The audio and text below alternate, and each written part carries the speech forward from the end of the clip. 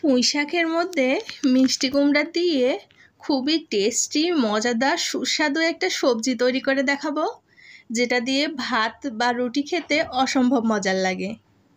আর এই রেসিপিটা যতটা মজার ততটাও কিন্তু বানানো খুবই সোজা।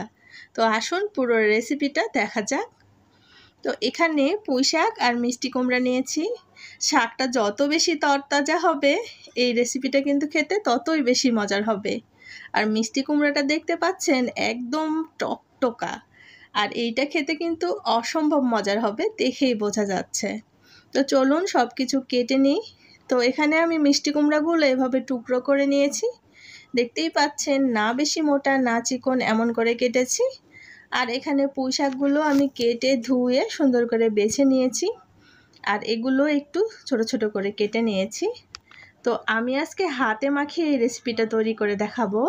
তো এখানে পেঁয়াজ কুচি দিয়েছি, 8-10টা মিডিয়াম সাইজের দেশি পেঁয়াজ কুচি করে দিয়েছি। 10-15টা কাঁচামরিচ এভাবে করে অর্ধেক করে ফেলে দিয়েছি। আর কাঁচামরিচের পরিমাণটা বেশি দিলে এই ঝাল ঝাল একটু খেতে খুব বেশি মজার লাগে। এখানে হলুদের গুঁড়া, মরিচের গুঁড়া, জিরার গুঁড়া, ধনিয়ার গুঁড়া, পরিমাণ মতো লবণ আর 1 চা চামচের একটু বেশি আদা রসুন পেস্ট দিয়েছি। আসলে শাক জাতীয় তরকারিতে একটু আদা রসুনের পরিমাণটা বেশি দিলে খুব মজার লাগে খেতে। তো এই সব কিছু দেওয়ার পরে এখন পরিমাণ মতো রান্নার তেল দিয়ে দিচ্ছি। আসলে হাতে মাখিয়ে এরকম দুর্দান্ত টেস্টের সবজি রান্না করা যায় সেটা হয়তো অনেকেই জানেন না। অনেক ছোট বাচ্চারা সবজি খেতে চায় না, তারা কিন্তু এটা অনায়াসে খেয়ে নেবে। আর এর মধ্যে দিয়ে দিলাম একদম নদীর তরতাজা চিংড়ি মাছ। এটা খুবই সুস্বাদু, আর যে কোনো সবজির তরকারিতে যদি চিংড়ি মাছ দেওয়া যায় এটার টেস্ট কিন্তু 3 গুণ বেড়ে যায়।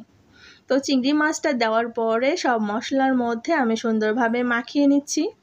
আসলে হাতে মাখা একটা রসা রসা ঝোল ঝোল মিষ্টি কুমড়া পুঁই শাকের তরকারি হবে, যেটা কিনা দেখতেও যতটা লোভনীয় খেতে অতটাই টেস্টি। আসলে কোন সবজির সঙ্গে কোন সবজি মিলিয়ে রান্না করলে অসাধারণ টেস্টের একটা সবজি হয় সেটা কিন্তু অনেকেই জানেন না। যারা কিনা নতুন আপুরা তারা বুঝতেই পারেন না। তো তাদের জন্য আজকের এই রেসিপিটা দেখলে অনেকটা সহজ হয়ে যাবে ব্যাপারটা। আর এটা হাতে মাখিয়ে করলে কিন্তু খুবই তাড়াতাড়ি হয়ে যায়। তো আমি প্রথমে পুঁই শাকগুলো এর মধ্যে দিয়ে সব কিছু একসঙ্গে মাখিয়ে নিচ্ছি। আসলে হাতে মাখা তরকারিগুলো এই জন্যই টেস্ট বেশি হয়, সবসময় চটকিয়ে হাতে মাখিয়ে নেওয়া হয়। আর এখন দিয়ে দিচ্ছি মিষ্টি কুমড়া। তো মিষ্টি কুমড়া পুঁই শাক একসঙ্গে মাখিয়ে নিয়ে পরিমাণ মতো পানি দিয়ে দিতে হবে। আসলে হাতে মাখা তরকারি কিন্তু বিশেষ কোনো ঝামেলা নেই। হাতে সুন্দরভাবে মাখিয়ে পরিমাণ মতো পানি দিয়ে ঢাকা দিয়ে একটু দেখে নামিয়ে নিলে কিন্তু সবজিটা খুবই অনায়াসে হয়ে যায়। আর এটা কিন্তু একদম চুলার ধারেই আপনাকে দাঁড়িয়ে থেকে রান্না করতে হবে এমনটাও নয়। তো মাখিয়ে চাকিয়ে সুন্দরভাবে যদি এটা চাপিয়ে দিয়ে কিছুক্ষণ পর পর এসে আপনি দেখে যান তাহলেও কিন্তু রান্নাটা পুরো রেডি হয়ে যাবে। আর এই গরমের মৌসুমে চুলার পাড়ে দাঁড়িয়ে থেকে যে কোনো রান্না তৈরি করে নামানো কিন্তু খুবই কষ্টকর হয়ে যায়।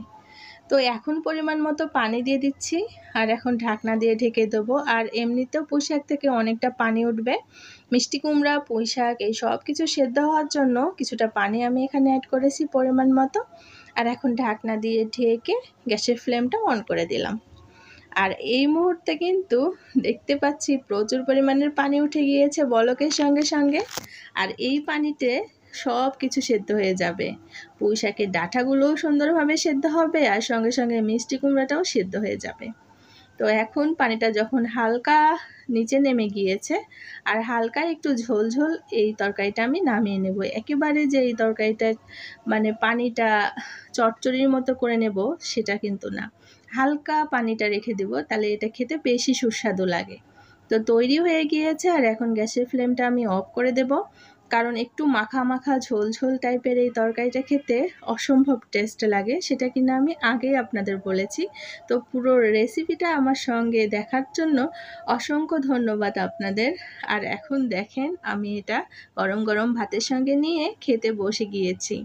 তো গরম গরম ভাত আর সঙ্গে এই সবজির তরকারিটা খেতে অসম্ভব টেস্ট লাগছিল। যদি কিনা আপনারা বাসায় তৈরি করে কেউ এই রকমের মিষ্টি কুমড়া পুঁই শাক এই রেসিপিটা তৈরি করে না খেয়ে থাকেন, তাহলে টেস্ট বুঝবেন না।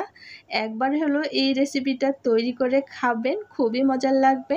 আমার চ্যানেলে নতুন হয়ে থাকলে চ্যানেলটা সাবস্ক্রাইব করে নেবেন, আর ফেসবুক পেজ থেকে দেখলে আমার চ্যানেলটা ফলো করে নেবেন।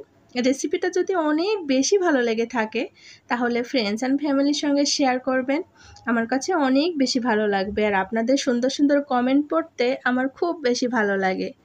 আর এই রকমের করে সব সবজি একসঙ্গে মাখিয়ে নিয়ে ভাতের সঙ্গে এক লোকমা যখন মুখে দিচ্ছিলাম তখন এত মজার লেগেছিল, মাশাল্লাহ মাশাল্লাহ।